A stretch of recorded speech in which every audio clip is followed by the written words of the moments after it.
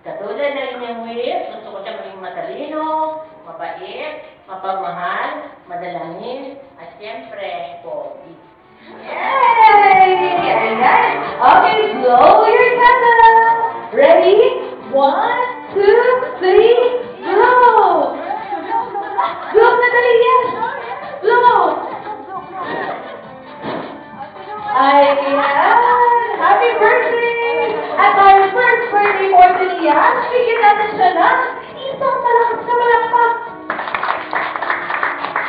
Okay, picture time with Tommy and yeah.